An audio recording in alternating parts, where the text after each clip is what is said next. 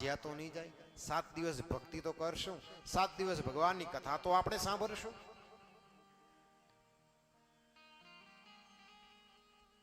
આપણા વડીલો કહેતા કે ઘી વગરનું ભોજન એ વાંજ્યું ભોજન કહેવાય. ઘી વગર કોઈ દિવસ ભોજન ન થાય. પણ મહાત્મા તો એમ કહે છે કે ભજન વગરનું જીવન એ વાંજ્યું જીવન કહેવાય. ભજન અને ભોજન એ બંને જરૂરી છે સાહેબ. ભજન અને ભોજન હોય તો આપનું જીવન એ શુદ્ધ થાય છે સાહેબ. શરીરના બે ભોજન છે. એક ભોજન કયું છે? શરીરનું એક ભોજન કયું? બપોરે કેટલા વાગે? 12 વાગે એટલે આપણે યાદ આવે શું શાક બનાવ્યું હશે, આજે ભોજનમાં શું હશે. તો જે આપણે જમીએ છીએ શરીરનું ભોજન છે. જો જમીએ તો આપણે ટકી શકીએ, તો હાલી શકીએ, તો શક્તિ આવે. તો શરીરનું એક ભોજન છે અનાજ, અન્નપૂર્ણા. ને શરીરની અંદર એક વસ્તુ રહેલી છે કે જે આપણે આ શરીરની અંદર છે એટલે આપણે હલન ચલન કરી શકીએ છીએ. કોણ છે? આત્મા. અંદર આત્મા બેઠો છે સાહેબ. એ છે ત્યાં સુધી આપે છીએ. જેવો આત્મા નીકળી ગયો ક્યારે ફટાકડો થઈ જશે કાંઈ ખબર નહીં પડે. તો આત્માનું ભોજન કયું? આપણે જો ટકી રાખવા માટે ભોજન કરવું પડે તો અંદર આત્મા છે ને એનું ભોજન છે ભજન. હવે એક જ દાખલો આપી દઉં તમને કે જ્યારે આપણે દીવો પ્રજ્વલિત કરીએ, બરોબર, જ્યોત પ્રજ્વલિત કરીએ, એની અંદર ઘીનું કોરિયું ભરી નાખીએ, દીવો પ્રજ્વલિત રહે ને. પછી ધીમે ધીમે શું થાય? ઘી ઓછું થતું જાય, પછી એ જ્યોત ગઈ. તો એમ શરીરની અંદર જો આપણે ટકવું હોય, આપણે 100 વર્ષ જીવવું હોય, 100 વર્ષ કેટલાને જીવવું છે? કોઈ નથી જીવવું, કંટાળી ગયા મારીને ગુણે. પણ જો લાંબુ આયુષ્ય જીવવું હોય તો ભગવાનનું ભજન કરો તો જ આત્મા ટકશે. તો અંદર રહેલો આત્માનું જ્યોત એકદમ સ્થિર રહેશે.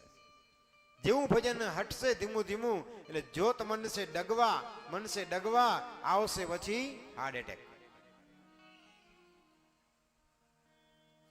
એટલે જો જ્યોતને ટકાવી હોય આત્માને, તો આત્માને ટકાવવા માટે કે આ ભોજન નથી કરવાના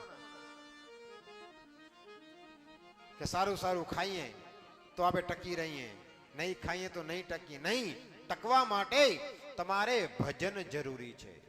આપણા ઋષિ મુનિઓ જપ તપ કરવા બેસી જતા, હજારો વર્ષ સુધી તપસ્યામાં બેસી જતા, રાફડા થઈ જતા હતા. ભોજન નતા કરતા. શું કરતા? ભજન, તપ કરતા, ભગવાનનું નામ લેતા. હરે કૃષ્ણ હરે કૃષ્ણ હરે કૃષ્ણ. આમ તપસ્યા કરવા બેસી જતા અને ભોજનની પણ ખબર ન પડતી, તરસની ખબર ન પડતી, અને છતાં પણ એનો શરીર ટકી રહેતું હતું, મૃત્યુ નતું થતું. સાચું ભોજન છે ભગવાનની ભક્તિ. સાચું ભોજન ભગવાનની ભક્તિ છે. એટલા માટે હું મારી કથામાં એક ને એક ધૂન તમને ગૌરાવીશ. તમે ગાજો, યાદ રહી જાય તો એ ધૂન ગાજો. હાલતા ચાલતા ઉઠતા બેઠતા જ્યારે સમય મળે ત્યારે. શ્રી રાધે ગોવિંદ ભજ મન શ્રી રાધે. શ્રી રાધે ગોવિંદ ભજ મન શ્રી રાધે. શ્રી રાધે ગોવિંદ ભજ મન શ્રી રાધે. શ્રી રાધે ગોવિંદ ભજ મન શ્રી રાધે.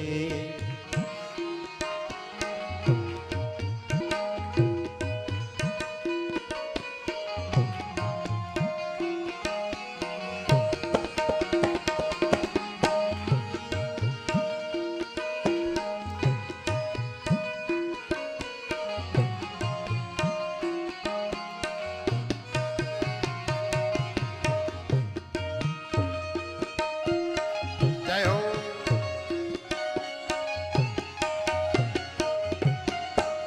શ્રી રાધે ગોવિંદ ભજ મન શ્રી રાધે. શ્રી રાધે ગોવિંદ કોઈને રાસ લેવો હોય તો રાસ લઈ લેજો. ભજ મન શ્રી રાધે. શ્રી રાધે જય જય રાધે. શ્રી રાધે જય જય રાધે. ઓહો શ્રી રાધે જય જય રાધે. શ્રી રાધે જય જય રાધે. શ્રી રાધે ગોવિંદ ભજ મન શ્રી રાધે. શ્રી રાધે ગોવિંદ ભજ મન શ્રી રાધે.